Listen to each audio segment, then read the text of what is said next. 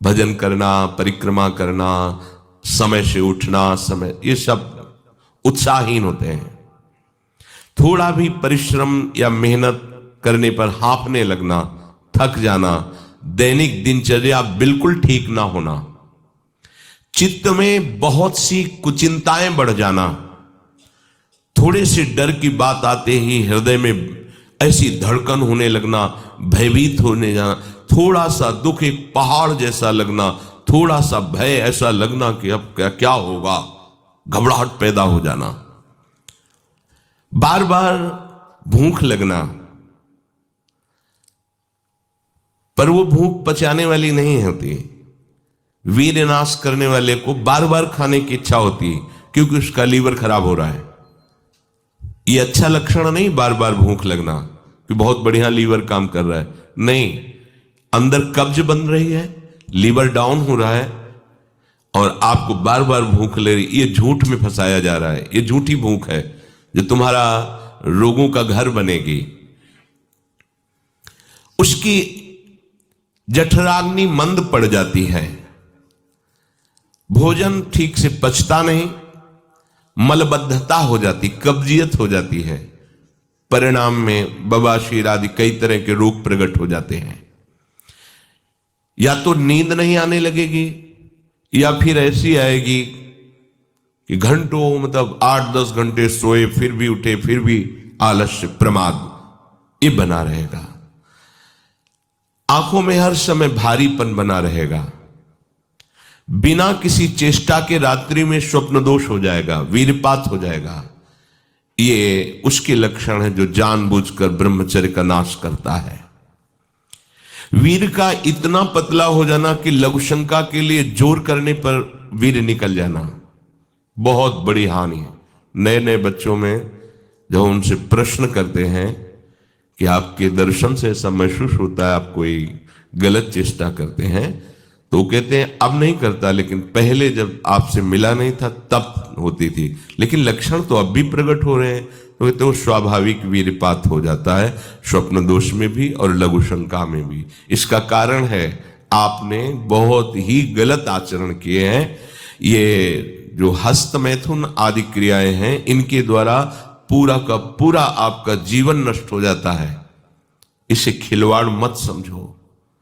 चाहे गृहस्थी में भी जाना हो तो खिलवाड़ मत करो। आप गृहस्थी लायक नहीं रह जाएंगे। आप जो गृहस्थ धर्म में संतानोत्पत्ति क्रिया है, आप उसके लायक नहीं रह जाएंगे, आप में योग्यता नहीं रह जाएगी। इसलिए सावधान। परमार्थ में चलना है तो अत्यंत आवश्यकता ही है ब्रह्मचर्य की, पर गृहस्थ में चलने के लिए भी ब्रह्मचर्य की आवश्यकता है। जहां वो पेशाब करने के लिए जोर लगाते हैं तो वीर स्खलित होने लगता है थोड़ी थोड़ी मात्रा में। ये हस्त मैथुन करने वालों का प्रधान चिन्ह है। इसका परिणाम यहां तक हो सकता है कि पुरुषत्व का नाश होकर नपुंसकता आ सकती है। हाथ पैरों के जोड़ पर बिना किसी कारण के दर्द होना, कमर में, गांठ में, जहां संधियां हैं, अस्थियों का जोड़ है, वहां दर्द होने लगना, सर में जरा भी विचार करने पर दर्द पैदा हो जाना, किसी विषय पर विचार कर या मंत्र में ध्यान कर तो सर में दर्द होने लगना, हाथ पैरों में शिथिलता आने लगना, दिमाग में एक सनसनी पैदा हो जाना, कानों से शाय शाय शब्द सुनाई देने लगना, नाटक, उपन्यास और गंदी बातें, अश्लील चित्र देखने में बड़ी रुचि हो जाना। सावधान होकर श्रवण करें। भगवत मार्ग के उपासक हैं, कुछ उपासकों में जो बाहर अनुशासनहीन होकर के रह रहे हैं और उनके पास स्मार्ट मोबाइल क्या कहते हैं वो है, तो वो लोग कभी ऐसी गलती ना करें, सर्च करके ऐसे दृश्य ना देखें, नहीं तो तुम्हारा ऐसा नाश होगा कि तुम इस बात को किसी भी साधन से पूर्ण नहीं कर पाओगे। एक बार मछली की क्रीड़ा देखने पर शौभरी जैसे महात्मा कामाशक्त हो जाते हैं। एक बार वैश्या के साथ ऐसा कृत्य देख करके अजामिल जैसा संयमी ब्राह्मण भ्रष्ट वैश्यागामी बन सकता है। और आप देश विदेश की ऐसी गंदी फिल्में, गंदी बातें देखकर आप अपने को संयमी रख सकते हैं? क्यों आप अपना नाश कर रहे हैं? क्यों आप अपने शत्रु बन रहे हैं? उपासक समझता है कि कोई जानता नहीं है, लेकिन तुम जिसको जानने के लिए चले हो वो तो तुम्हें जान रहा है ना। वो कैसे तुम्हारे सामने आएगा?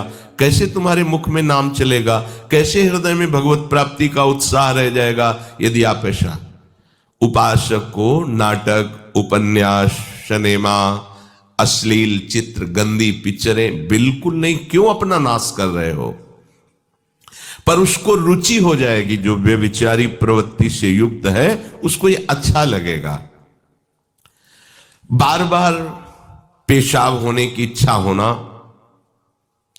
पेट में ऐसा लगना जैसे बहुत गर्मी पैदा हो गई है, और प्रमेह आदि उग्र रोगों का प्रादुर्भाव हो जाना, ये ब्रह्मचर्य नाश का लक्षण है। तलवे हथेलियों पर पसीना आने लगना, हाथ पैर में जरा भी काम करने के लिए चलो तो कंपायमान होने लगना, थोड़ा भी ऋतु परिवर्तन बीमारी को पैदा कर देना, थोड़ा सा गर्मी, थोड़ा सा सर्दी, बीमार हो गया। उसे प्रकृति का प्रहार सहन न करने की सामर्थ्य आ जाती है।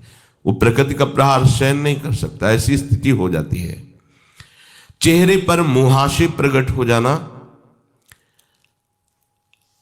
कभी कभी अचानक खड़े होने पर आंखों के सामने अंधेरा छा जाना, अधिक वीरपात होने पर मूर्छा भी आ जाना, स्मरण शक्ति का ह्रास हो जाना। बहुत बार प्रयास करो फिर भी याद नहीं होगा। और ब्रह्मचर्य सही है तो एक बार बोल दीजिए, 100 वर्ष बाद सुन लेना, वो अपने आप स्थापित हो जाएगा। ज्यादा पढ़ना लिखना नहीं पड़ता, एक बार बोलिए, 100 वर्ष बाद पूछ लीजिए, 100 वर्ष बाद उसकी स्मृति वैसे ही बनी रहेगी यदि वो ब्रह्मचारी है।